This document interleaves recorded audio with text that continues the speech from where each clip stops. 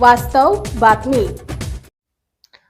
शक्तीपीठ महामार्गाची चर्चा संपूर्ण राज्यभर सुरू होत असताना हा शक्तीपीठ महामार्ग म्हणजे नेमकं काय आणि हा शक्तीपीठ महामार्ग नवीन अलाइनमेंट या शक्तीपीठ महामार्गाची नवीन अलाइनमेंट काय आलेली आहे आणि हा शक्तीपीठ महामार्गामध्ये नेमका बदल काय झालेला आहे आणि या बदलामुळे हा शक्तीपीठ महामार्ग शेतकऱ्यांचा फायद्याचा आहे की शेतकऱ्यांचा नुकसानीचा आहे याबाबत संपूर्ण राज्यभर म्हणजे हा शक्तीपीठ ज्या ज्या ठिकाणाहून ज्या ज्या जिल्ह्यातून जातोय त्या जिल्ह्यातील त्या तालुक्यातील शेतकऱ्यांमध्ये संभ्रम निर्माण झालेला आहे.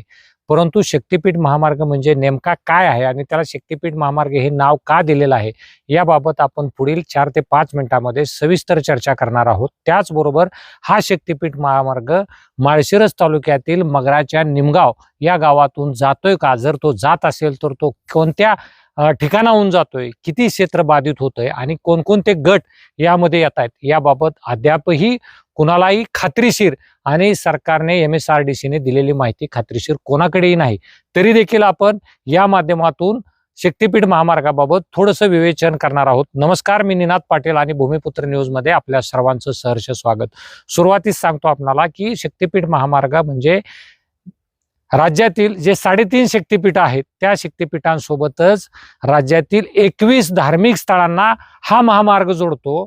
हा महामार्ग 21 धार्मिक स्थळांना जोडल्यामुळे या महामार्गाला शक्तीपीठ असं नामकरण करण्यात आलेलं आहे आणि हा शक्तीपीठ महामार्ग वर्ध्यातून सुरू होतो आणि गोव्याच्या सीमेवर म्हणजे गोवा राज्य वेगळं आहे, आपलं महाराष्ट्र वेगळं आणि गोवा वेगळं, तर गोव्याच्या सीमेवर हा महामार्ग संपला जातो. परंतु या संपूर्ण महामार्गाची लांबी जवळपास 856 किलोमीटर 400 मीटर इतकी या शक्तीपीठ महामार्गाची लांबी आहे आणि सुधारित अलाइनमेंटनुसार हा शक्तीपीठ महामार्गाला कोल्हापूर, सांगली या ठिकाणी या शक्तीपीठ महामार्गाला विरोध झाल्यामुळे या महामार्गामध्ये नव्यानेच सोलापूर जिल्ह्यातील माळशिरस तालुक्याचा याचबरोबर सातारा जिल्ह्याचा यामध्ये समावेश करण्यात आलेला आहे आणि या सोलापूर जिल्ह्यामधील माळशिरस तालुक्यातील प्रामुख्याने ज्या ज्या गावांमधून हा महामार्ग जात आहे त्या गावांची नावं यापूर्वीच आपल्याला समजलेली आहे.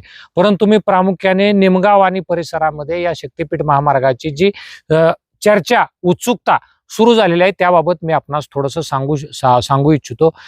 निमगाव या ठिकाणाहून हा शक्तीपीठ महामार्ग जातोय का, तर जातोय, परंतु सरकारकडून किंवा सरकारच्या MSRDC कडून कोणत्याही प्रकारची अधिकृत राजपत्र गॅझेट प्रसिद्ध झालेलं नाहीये.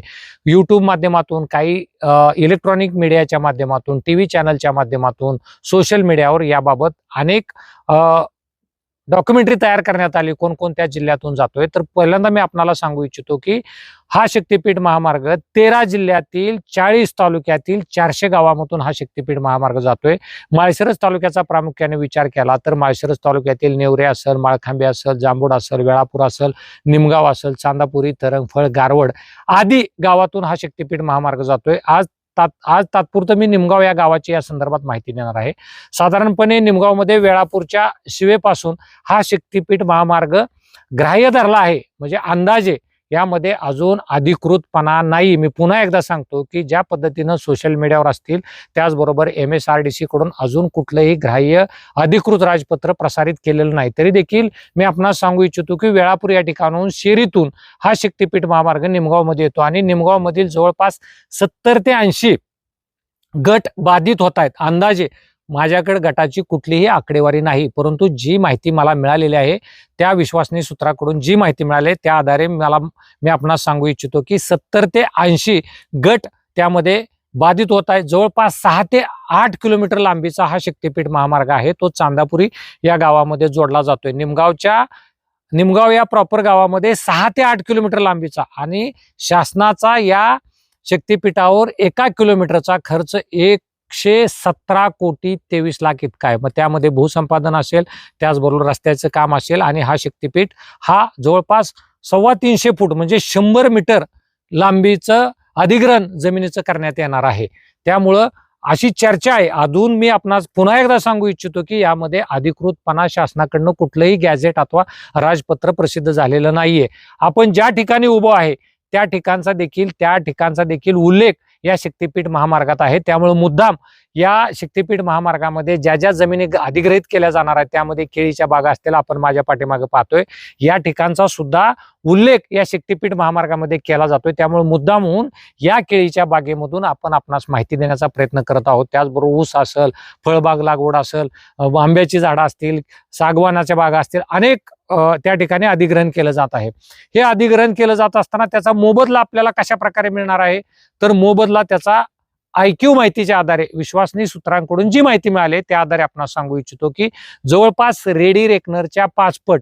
रेडी रेकनर म्हणजे काय की मी आपल्याला या ठिकाणी सांगू इच्छितो की रेडी रेकनर म्हणजे काय की शासनाकडून एखाद्या प्रॉपर्टीचं म्हणजे एखाद्या जमिनीचं अधिग्रहण करत असताना किंवा जमिनीची खरेदी विक्री करत असताना प्लॉट असतील, येणे प्लॉट असतील, तर त्या प्लॉटची खरेदी विक्री करत असताना शासनाकडून एक ठराविक रक्कम ठरवली जाते. ती दरवर्षी 1 एप्रिलला सुधारित रेडी रेकनरचा दर ठरवला जातो.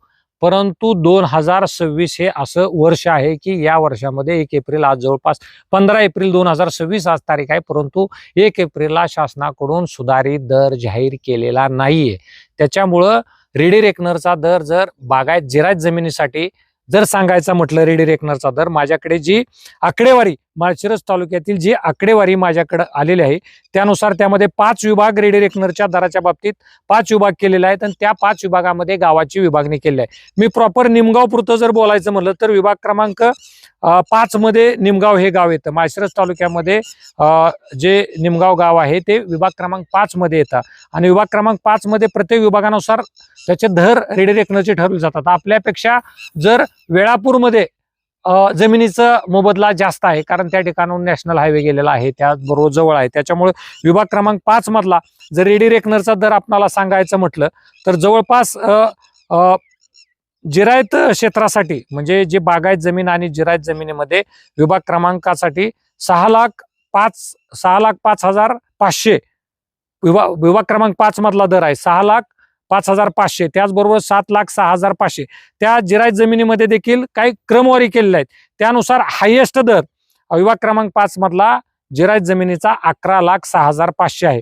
त्याचबरोबर जर बागायत जमीन असेल तुमची तर त्याचा दर आहे 12,11,000 पासून. बागायत जमिनीमध्ये म्हणजे ऊस असेल अशी जी काही पिकं असतील त्यांचा दर आहे 12,11,000 पासून ते हेक्टरी दर सांगतोय. आम्ही पुन्हा एकदा सांगतोय हे एकरी दर सांगत नाही. जिरायत जमिनीचा हेक्टरी दर आहे.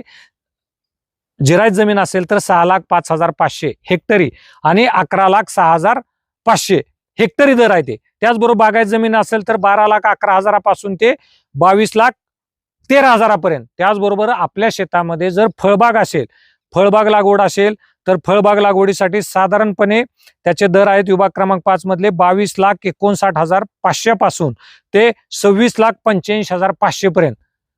हे माळशिरस तालुक्यातील हेक्टरी जमिनीचे बाजारभाव आहेत. एखाद्याचा समजा गैरसमज होत असेल की बाजारभावाचं मूल्यांकन यापेक्षाही जास्त आहे. बागायत जमिनीचे दर काय आहेत हे मी या ठिकाणी सांगण्याची आपल्याला गरज नाही. आपल्या सर्वांना ज्ञात आहेत बागायत जमिनीचे दर काय आहेत. परंतु सरकारी दर ज्यावेळेस आपण खरेदी विक्रीला जातो त्यावेळेस सरकारच्या रेडी रेकनरच्या दराप्रमाणे जमिनीची खरेदी विक्री केली जाते. तर हे रेडी रेकनरचे दर आहेत आणि या रेडी रेकनरच्या दराच्या 5 पट मोबदला शेतकऱ्यांना दिला जाईल असंही विश्वासनीय सूत्रांकडून माहिती मिळते.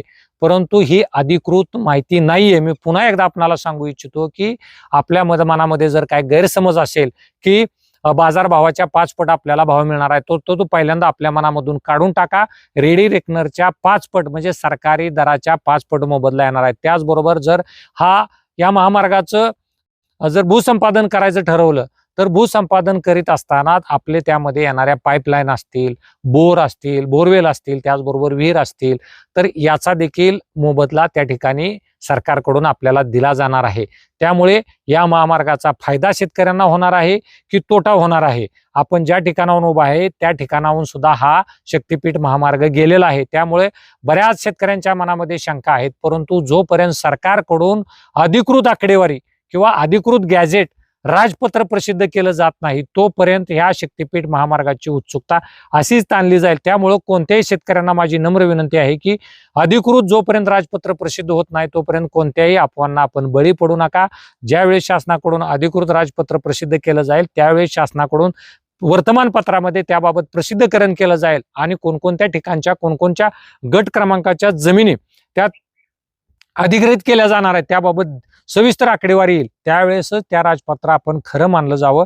आणि आपणाला शक्तीपीठ महामार्ग निमगाव मधून जातोय का, तर याबाबत मी आपल्याला या ठिकाणी सविस्तर सांगितलेलं आहे. जसजशी वेळोवेळी अपडेट माझ्याकडे येईल तसतशी भूमिपुत्र न्यूजच्या माध्यमातून मी आपणाला हे अपडेट देण्याचा प्रयत्न करीन. माझे सहकारी नितीन मगर यांच्यासह मी निनाद पाटील, भूमिपुत्र न्यूज, निमगाव.